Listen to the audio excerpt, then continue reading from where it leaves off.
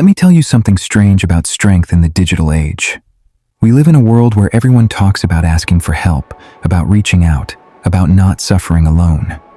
We celebrate vulnerability like it's the newest trend, yet some people would rather drown quietly than reach for a hand.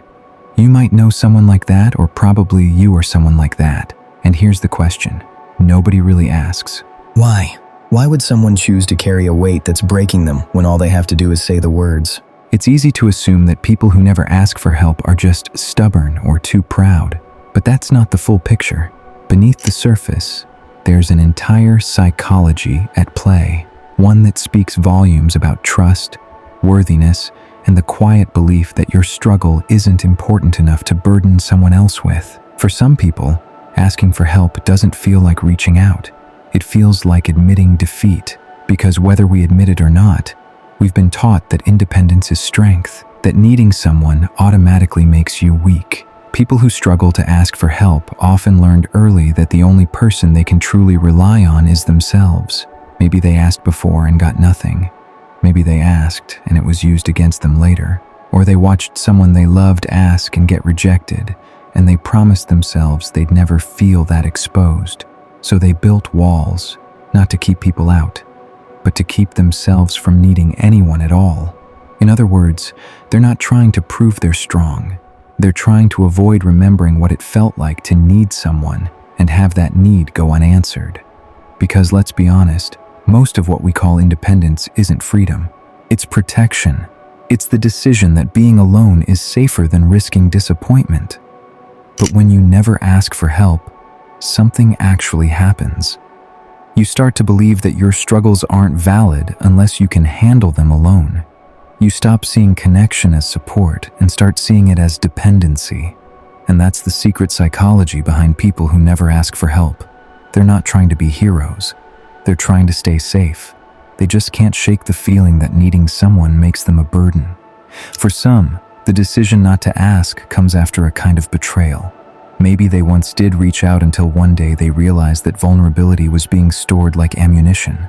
They shared their struggles, and it got thrown back at them in an argument. They admitted they were drowning and someone said, "Well, you should have known better." So they stopped. Quietly, no announcement, just a slow closing of the door. But here's what's often misunderstood. Not asking doesn't mean not needing. It doesn't mean they're okay. It often means they've calculated the cost of asking and decided that suffering alone is less painful than risking rejection again. And when you internalize that, asking for help feels selfish. It feels like you're taking something you haven't earned.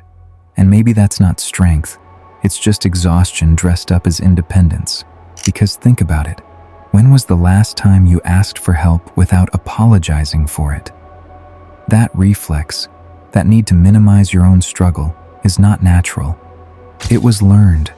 It's the product of a life to me of being told that needing people makes you weak, that asking is just inconvenient. But not everyone who never asks for help is doing it from a place of protection. Some are driven by shame. The shame of not having it together. The shame of being the one who's in needs instead of the one who gives. They worry a lot that asking will confirm what they already fear about themselves. That they're too much, too needy, not capable enough. So they stay quiet, not because they don't want support, but because the cost of being seen as weak feels too high. There's a deep ache to that silence. In a world that constantly says reach out, choosing to stay silent becomes its own kind of imprisonment. They might watch others ask for help, support each other, and feel something close to envy.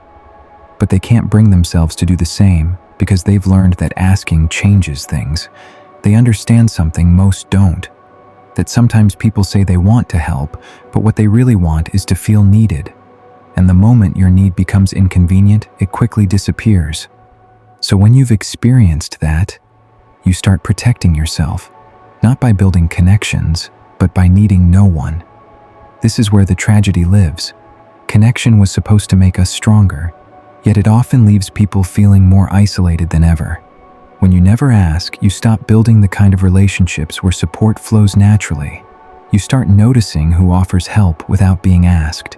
and you realize how rare that actually is. Part of this is also about control. When you ask for help, you give someone else power. The power to say no, the power to judge, the power to hold it over you later. And for people who've been hurt by that, keeping control feels more important than getting their support. That's not pride. It's self-preservation. You know what's fascinating? The longer someone goes without asking, the harder it becomes. It's like a muscle that shrinks. They forget how to reach out. They forget that it's even an option. And eventually they start to believe that this is just who they are, the person who handles things alone. But the truth is, nobody is built to carry everything by themselves. We're biologically built for connection, for support, for shared weight. And when someone refuses that, it's not because they don't need it. It's because somewhere along the way, they learned that needing people hurts more than it helps. So the next time you notice someone who never asks for help, don't assume they're fine. Don't assume they're strong or have it all figured out. Maybe they're just exhausted. Maybe they learned that asking costs more than carrying. Or they're afraid that if they reach out, nobody will reach back. And just maybe that's not independence, but loneliness with better packaging. This isn't about weakness or personality. It's about the patterns we've learned to survive. But some of these patterns run farther than most ever notice. And there's another layer to this, more quiet than you think.